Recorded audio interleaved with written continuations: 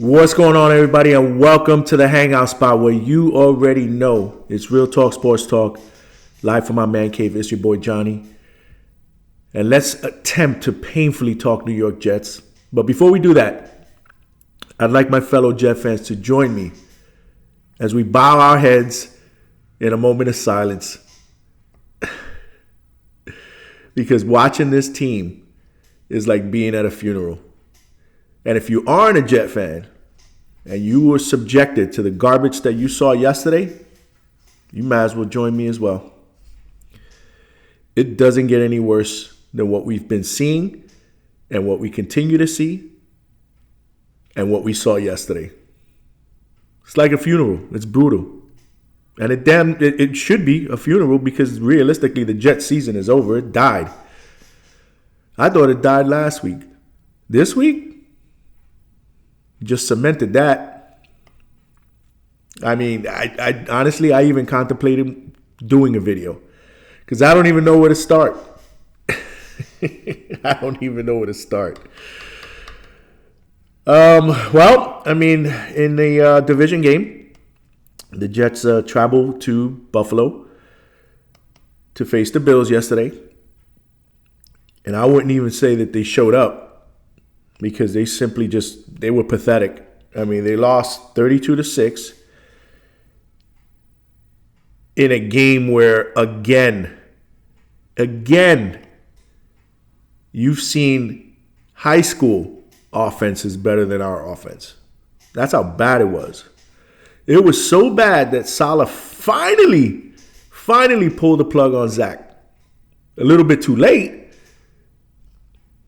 But he did what we all wanted him to do, or at least most of the fan base wanted him to do, a long time ago. This team is lifeless. They're pathetic. And you just can't continue to move forward with a quarterback that does nothing, absolutely nothing to fix the issues that you have. And trust me when I tell you, it's not all his fault, which is why I've said in prior videos, there is no way when you're this bad on offense that you're going to be able to fix it overnight. Once again, the offensive line was atrocious. And Zach was bad. I mean, he was really bad. I mean, like I said, I don't know what to say. I mean, the Jets are just, they're the gift that keeps giving, man. And yet somehow, you know, us diehard fans, we find a way to turn the TV on and try to be as optimistic as we possibly can because we're hoping that they can turn this thing around. But we continue to see true putrid and horrendous football. And it's unacceptable. It really is. It's unacceptable. It's not fair. It's not fair to the fans. I mean, you know, I come out here and I give my 5 keys to victory every week. And I might as well just give you going forward my 5 keys to a definite Jets loss, because everything that I talk about that the Jets need to do and execute in order to give themselves a chance to win, they do the total opposite. I mean, the total opposite. I mean, look at my 5 keys. Penalties. Wasn't as bad this week, actually. So that was actually an improvement. Only 5 penalties for 35 yards. And I got to be honest with you, one of them was pure bullshit. The defensive holding on DJ Reed was garbage. But that Sauce Gardner penalty where he picked up and suplexed Stephon Diggs, just it's frustration is what it was, but it's unacceptable. That would have been a 3rd down and 5 and give him a free set of downs, 15 yards. We just aren't good enough. We are not good enough to be able to withstand shooting ourselves in the foot with mistakes. And you had to expect that sooner or later the defense was going to have this type of game. I was afraid going in that it was going to be this game because of all the shit that Saleh talked about, embarrassing quarterbacks. You don't think that was in Josh Allen's mind going into this game? They fired their offensive coordinator and they promote John Brady. And I got to tell you, I was impressed. I really was, because what you saw yesterday from the Bills was you saw a much more calmer and simplified game plan. And it worked to a T. A lot of short intermediate passes. They took what the defense gave them. They hit home runs when they had the chance. They looked inspired. And that, my friends, is what change does, which is why I've been begging for the Jets to try to make a change. Again, he pulls Zach Wilson, who was totally ineffective. I mean, Zach was putrid. 7 of 15 for 81 yards.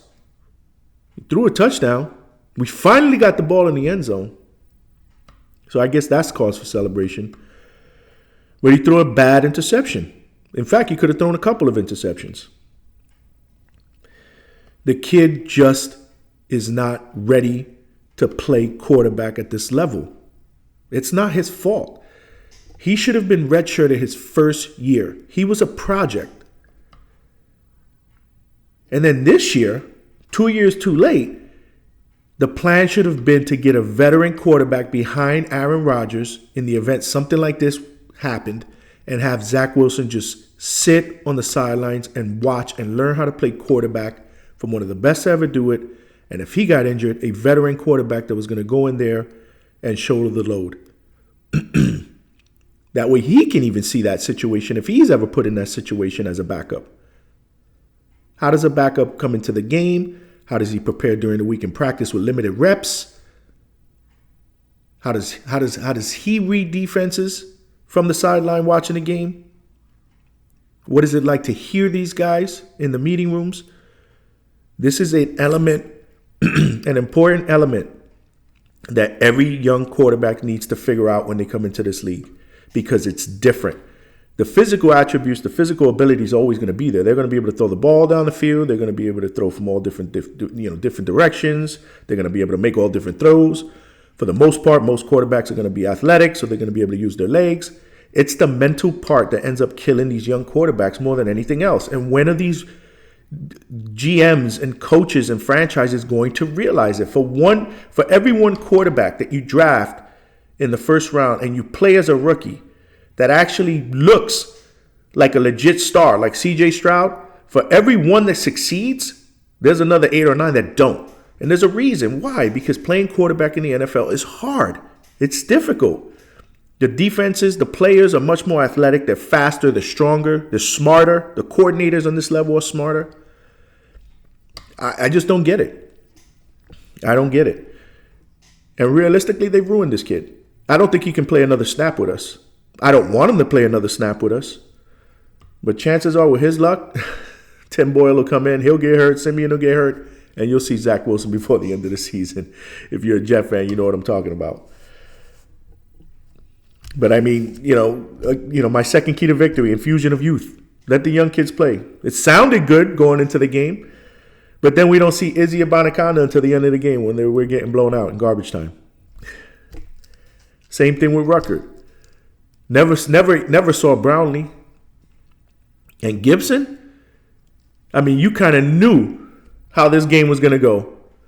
When even before I got a chance to sit down and get comfortable, he gets lit up on a punt return. On a kickoff return, and fumbles the football back to the Bills.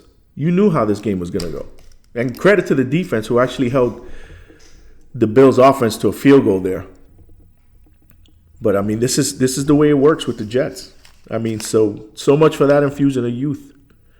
So much for that players-only meeting. How'd that work out? Trying to pass the ball vertically, I'm not even going to comment on that one.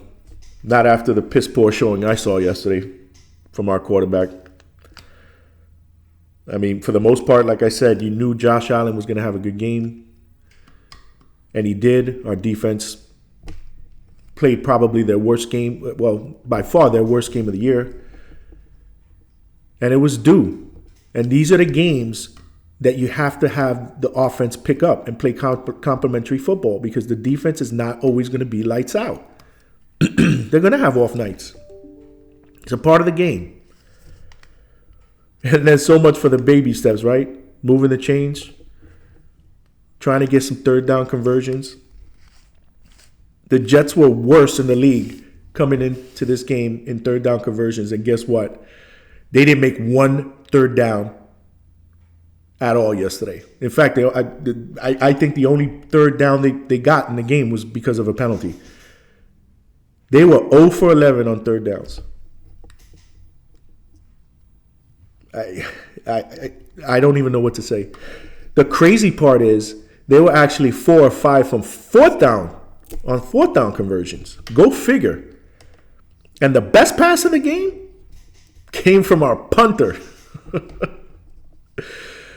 You can't make it up. Not only is he having an MVP year as a punter, but the guy's probably our best quarterback on the roster. You just can't make it up. You can't make it up. But again, so this is starting to, you can tell by some of the stuff that you saw on the sidelines, and I actually saw a Facebook posting on someone in one of my Jet Facebook groups who was actually at the game, had 50-yard line seats, so he was very, very close to the Jets, down in the bottom by the Jets sideline, and said that there were a lot of players that were visibly upset. It looked like they were erupting, they were imploding. You had Quentin Williams, who was arguing and yelling at other players. Don't know what that was about. Said Garrett Wilson looked like he was very, very frustrated. He even said that C.J. Mosley was getting into a shouting match with some of the Bills fans, which is totally unlike C.J. Mosley. He's usually very, very calm, cool, collected, leads by example. But even he's starting to feel that pressure and that frustration. And that's what this type of, losing like this and looking like a disgrace, it does to you. These players have pride. They want to win. And when you're going out there and you're looking like an XFL team, it's not a good look. Garrett Wilson, again, he's struggling the last couple of weeks. And I think it's because he is mentally thinking about, I got to be perfect out there. I'm tired of answering questions at the end of the game of why this offense sucks. And when a player starts to think about it and it gets into their head, it's going to affect their play. He's a stud. I don't care what anybody says. But he's human.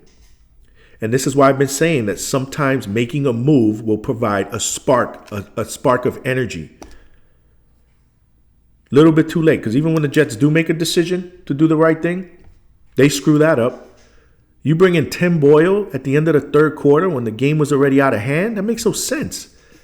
If you were thinking about making a change, the first half is all I needed to see. Zach was terrible the first half. If you're going to do that, you were down by 10 at the half, 16-6. That's when you make the change. And you give this kid at least a full half of football to see what you have. Now he's going to start him on a short week.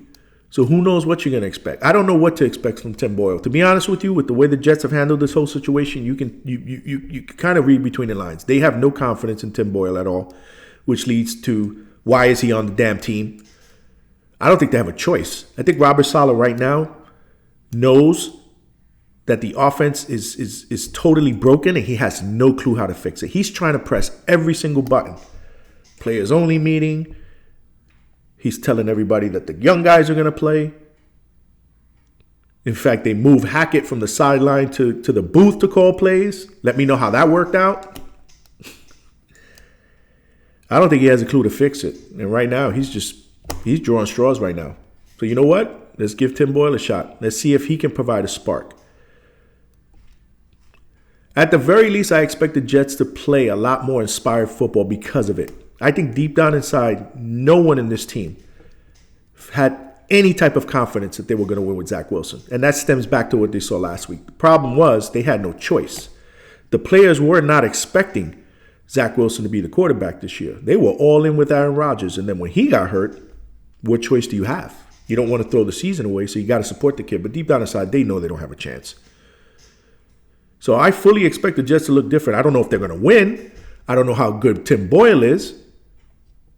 There was one play yesterday where he actually read the blitz and stood in the pocket and delivered the hot route to the guy in the slot. I think it was Garrett Wilson in the slot. That was actually a very good throw on a blitz. Zach Wilson doesn't make that throw. In fact, he takes the sack. He got sacked 6 times. This offensive line is just terrible. You need a quarterback that is going to get rid of the ball very, very quickly. Again, I don't know what he brings to the table, but a change is welcomed at this point. You never know. You don't know what you have until you try it. And I'm glad they finally came to their senses. Little bit too late. I would have expected this move to happen weeks ago. Because when you have an offense that has scored 1 touchdown in over 40 some odd possessions, it starts and it ends with the quarterback. And everything else follows suit. He's not seeing the field properly. Again, you had Romo calling out open receivers that he's just not seeing, and he's settling for checkdowns because he doesn't want to throw a pick and make a mistake. That's not how you play quarterback in this league. And that is a byproduct of not being ready. That is the Jets' fault. Joe Douglas has to answer for that. He whiffed on this pick, and he's making it worse by trying to justify it and having the kid play. And you're force-feeding a player that isn't ready to play, and hence he's looking worse and worse. He looks like he's regressing. And then you have a solid team around him that appear like they gave up in the second half. I hope, like I said, I hope this move, putting Tim Boyle in, at least inspires this team and gives them some much needed energy, and they come out and they look a little bit different. They'll be at home Black Friday, the first ever Black Friday game. Again, another game on national TV where we either play well or we're going to embarrass ourselves. For the most part, I think that the crowd will probably be ignited because they're just happy that Zach isn't the quarterback anymore. So maybe that's going to show us some energy. The crowd's going to give us some energy there. So we'll see. We'll see. Like I said, I'm not gonna get into my 5 keys or my prediction until later on this week. But I don't know. Like I said, I don't know. It was a piss poor performance.